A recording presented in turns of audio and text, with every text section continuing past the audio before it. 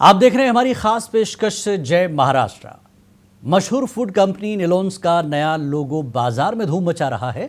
इस लोगो की खास बात यह है कि इसमें दिल बना हुआ है, क्योंकि निलोन्स 1962 से लोगों के दिलों पर राज कर रहा है।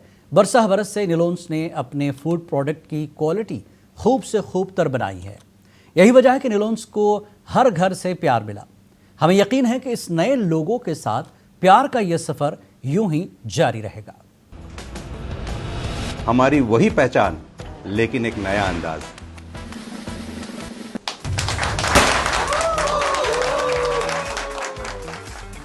जैसे कि आप सब जानते हैं कि निलोन्स को अब देश में इसमें प्यार मिला है, इस नाम से जाना जाता है। तो हमारा अब नया लोगो इसी चीज को दर्शाता है।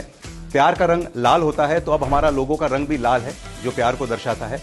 आप एक यहाँ हार्ट देख रहे हैं, तो हमारे लोगो में भी एक हार्ट है, जो हमको फिर बार बार एहसास दिलाता है कि हमारे हर एक्शन, हमारे हर प्रोडक्ट में कंज्यूमर तक प्यार पहुंचे।